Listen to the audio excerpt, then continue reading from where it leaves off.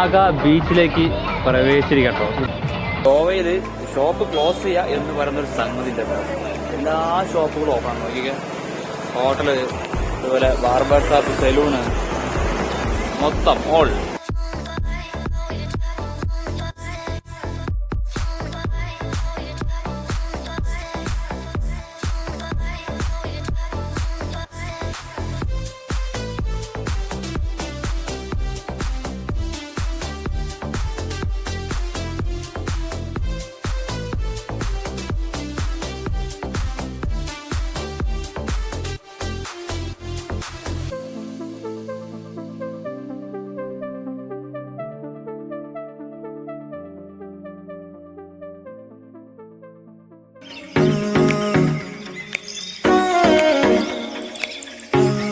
ബാഗ ബീച്ചിലേക്ക് പ്രവേശിക്കട്ടോ.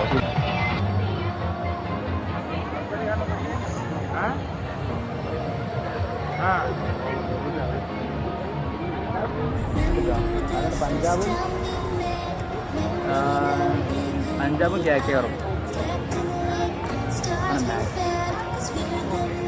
ബാഗ ബീച്ചിന്റെ തകർത്ത് ദോശ.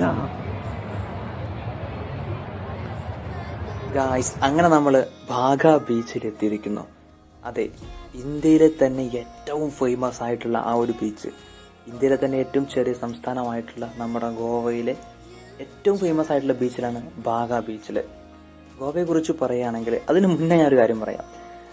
ഞാൻ ഇവിടെ ഡയറക്റ്റായിട്ട് വോയിസ് റെക്കോർഡ് ചെയ്യണം എന്നായിരുന്നു എൻ്റെ ഒരു ആഗ്രഹം. പക്ഷെ ബീച്ചിൽ ഫുള്ള് പാട്ടാണ്, ഒരു രക്ഷയില്ലാത്ത DJ ആണ്. അപ്പം അത് കാരണം സ്റ്റാർട്ടിങ്ങിൽ ഞാൻ കുറച്ച് റെക്കോർഡ് ചെയ്തിട്ടുണ്ട്. പക്ഷെ പിന്നെ കോപ്പിറൈറ്റ് എന്തായാലും യൂട്യൂബിൽ വീഡിയോ ഇട്ട് കഴിഞ്ഞാൽ കിട്ടുമെന്ന് വിചാരിച്ചിട്ടാണ് ഈ വോയിസ് ആയിട്ട് ചെയ്യുന്നത്. അത് മറ്റൊരു ഉപകാരം തന്നെ ആയിട്ടാണ്. ഗോവയെ കുറിച്ച് ഞാൻ 1-2 ഇൻട്രൊഡക്ഷൻ 2-3 വീഡിയോകളായിട്ട് മുന്നേ പറഞ്ഞിട്ടുണ്ട്.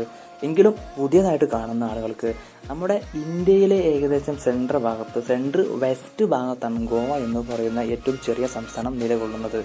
1987 മെയ്യിലാണ് ഗോവ സ്റ്റേറ്റ് ഫോം ആയിട്ടുള്ളത്. 1600-കളിൽ, അതായത് ഏകദേശം 16-ാം നൂറ്റാണ്ടിന്റെ പകുതിയോടുകൂടിയാണ് ഗോവയുടെ ചരിത്രം അതിന് മുന്നേ ഉണ്ട് കേട്ടോ. പോർച്ചുഗീസുകാരുമായിട്ട് ബന്ധപ്പെട്ട ചരിത്രമൊക്കെ ആ സമയത്താണ് തുടങ്ങുന്നത്. ഗോവയെ പ്രധാനമായിട്ടും രണ്ടാക്കിയിട്ട് പറയാം. ഒന്ന് നോർത്ത് ഗോവ, സൗത്ത് ഗോവ. ഈ നോർത്ത് ഗോവ എന്നത് മഹാരാഷ്ട്ര സ്റ്റേറ്റുമായിട്ടും അതുപോലെ തന്നെ സൗത്ത് ഗോവയുടെ ഏകദേശം ആ മിഡിൽ ടോപ്പായിട്ട് ആ മിഡിൽ ഭാഗത്ത് ശേഷം മുതൽ കർണാടകമായിട്ട് ബന്ധപ്പെട്ട് കിടക്കുന്നുണ്ട്. ലെഫ്റ്റ് സൈഡിൽ, അതായത് വെസ്റ്റ് ഭാഗത്ത് നമ്മുടെ അറബിക്കടലാണ്.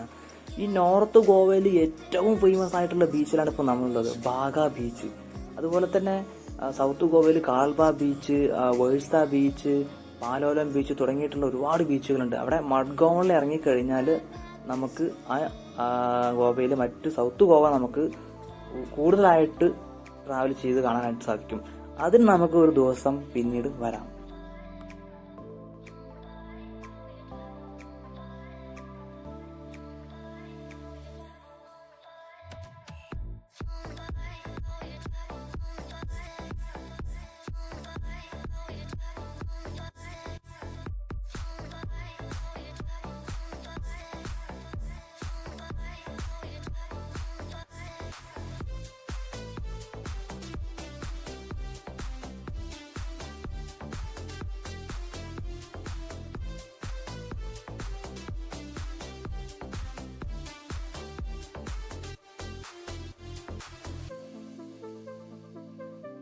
എൻ്റെ 4ാമത്തെ സ്റ്റേറ്റാണ് ഗോവ. ഒരിക്കലും ഞാൻ ഇവിടേക്ക് എനിക്ക് പോകാൻ പറ്റുമെന്ന് ഒന്നും ഞാൻ പ്രതീക്ഷിച്ചതല്ല. കാരണം ഒരു മിഡിൽ ക്ലാസ് ആയിട്ട് ജനിച്ച ഒരാളിന് സ്വപ്നം നമുക്ക് എത്ര വേണമെങ്കിലും കാണാം. പക്ഷെ അവിടെ എത്തിപ്പെടാനുള്ള ഒരു എന്താ പറയുക, ഒരു ആഗ്രഹം, ശരിക്കും പറഞ്ഞാൽ എത്തിപ്പെടാനുള്ള ഒരു ആഗ്രഹമാണ് എന്നോട് കൊണ്ട് എത്തിച്ചത്. ഒരുപാട് ട്രാവൽ വീഡിയോസ്, മനോഹരമായിട്ടുള്ള വീഡിയോസൊക്കെ ഇനിയും ഒരുപാട് ചെയ്യണമെന്നാണ് ആഗ്രഹം. നിങ്ങൾ ജസ്റ്റ് ഒന്ന് ഫോളോ ചെയ്താൽ മാത്രം മതി, നമുക്ക് അടിച്ചു പൊളിക്കട്ടോ.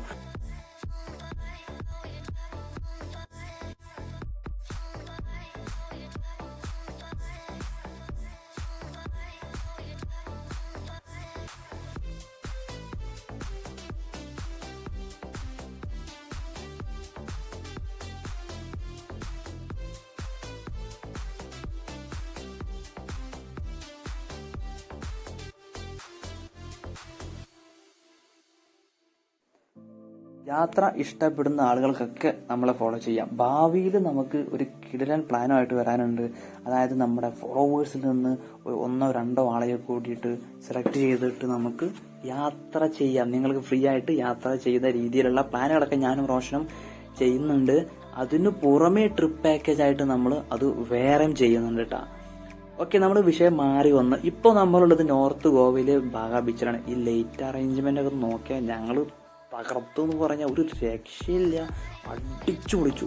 നമ്മൾ ആ സ്റ്റാർട്ടിങ് മുതലുള്ള ലൈറ്റ് സെറ്റപ്പ് ഒക്കെ നോക്കിക്കഴിഞ്ഞിട്ടുണ്ടല്ലോ, ഒരു രക്ഷയില്ല. കിടിലെന്ന് പറഞ്ഞാൽ കിഡിലോസ്കി എന്നൊക്കെ പറയുന്ന രീതിയിലാണ്.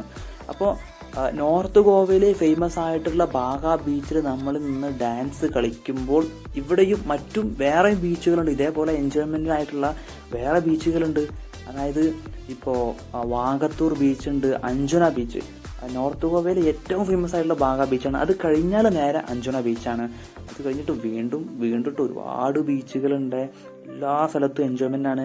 നൈറ്റ് ലൈഫ് എന്തെന്ന് അറിയണമെങ്കിൽ തീർച്ചയായിട്ടും ഗോവയിലേക്ക് വരണം. അതിലിടയ്ക്ക് ഒരുപാട് സംഗതികൾ നിങ്ങൾക്ക് വീഡിയോ ശ്രദ്ധിച്ചാൽ കാണാനായിട്ട് സാധിക്കും. നമ്മൾ ഡാൻസ് പാർട്ടിയിൽ എൻജോയ് ചെയ്യുമ്പോൾ തന്നെ നമ്മുടെ ക്യാമറ കണ്ടിട്ട് നിങ്ങൾ യൂട്യൂബിലുണ്ടോ അല്ലെങ്കിൽ റീൽസ് ചെയ്യുന്നുണ്ടോ എന്നൊക്കെ ചോദിച്ചിട്ട് ഒരുപാട് ആളുകൾ കേട്ടോ. ഒക്കെ എല്ലാവരും നല്ല വൈബിലാണ്.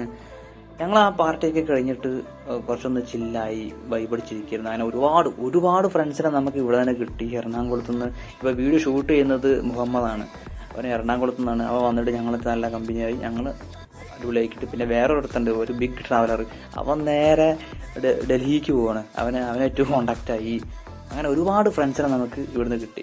ഇനി ഏകദേശം പാർട്ടിയൊക്കെ കഴിഞ്ഞ് എല്ലാവരും മെല്ലെ പോയി തുടങ്ങിയിട്ടുണ്ട്. പക്ഷെ ബീച്ച് എപ്പോഴും ആക്റ്റീവ് ആണ്, ഒരു രക്ഷയില്ല. ബീച്ച് ആക്റ്റീവ് ആണ്. അത്യാവശ്യം സമയമായി കഴിഞ്ഞാലും ബീച്ച് ആക്റ്റീവ് ആണ്. ബീച്ചിൽ ആളുകളുണ്ട്. ഇത് ഇവിടുത്തെ ലൈറ്റ് സെറ്റപ്പ് കണ്ട് കഴിഞ്ഞാലുണ്ടല്ലോ അവിടുന്ന് പോകാനായിട്ട് തോന്നില്ല, അത്രയ്ക്കും മനോഹരം. എല്ലാവരും സ്വന്തം നാട്ടിൽ നിന്നും മാറി ഇത്തരത്തിലുള്ള സ്ഥലങ്ങളിലേക്ക് വന്ന് ഇതേപോലെ പാർട്ടികളൊക്കെ എൻജോയ് ചെയ്യുന്നുണ്ടെങ്കിൽ മനസ്സിലാക്കേണ്ടത് എല്ലാ സ്ഥലത്തും തന്തവൈബായിട്ടുള്ള കുറേ ആളുകളുണ്ട്. അവരായിരുത്ത് അവിടെ ഇരിക്കുള്ളൂ. അവരൊന്നും മൈൻഡ് ചെയ്യണ്ട. നമ്മളെ കാര്യം നോക്കി പോവുക, അത്രേ ഉള്ളൂ. ഫ്രണ്ട്സ്, അപ്പോൾ സമയം 12:15 നമ്മളിവിടെ വടാപ്പാവും ചായയും ഒന്ന് കഴിക്കണം. ഇന്ന് പിന്നെ ഉറക്കമില്ലാത്ത രാവുകളായതുകൊണ്ട് പിന്നെ അവിടെ ഒരു DJ പ്രോഗ്രാം നടക്കുന്നുണ്ട്, അവിടേക്ക് പോകണം. അപ്പൊ അതാണ് നമ്മുടെ ഗോവയിലെ നൈറ്റ് ലൈഫ്. ഗോവയിൽ വന്നു കഴിഞ്ഞാൽ പിന്നെ നമുക്കൊരു എംബ്ലം നോക്കണം കേട്ടോ. എംബ്ലത്തേതാ? എംബ്ലം അല്ല, ഈ ഗോവ 150.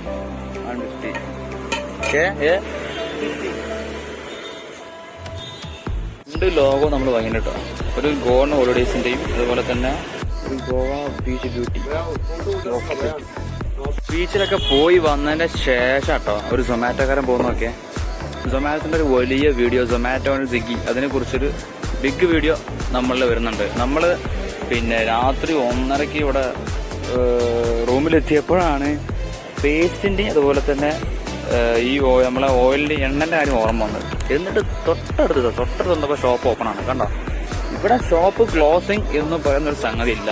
ഗോവയിൽ ഷോപ്പ് ക്ലോസ് ചെയ്യുക എന്ന് പറയുന്നൊരു സംഗതി ഇല്ല. എല്ലാ ഷോപ്പുകളും ഓപ്പൺ ആണ്. നോക്കിക്കുക, ഹോട്ടല്, അതുപോലെ ബാർബർ ഷോപ്പ്, സെലൂണ്, മൊത്തം ഓൾ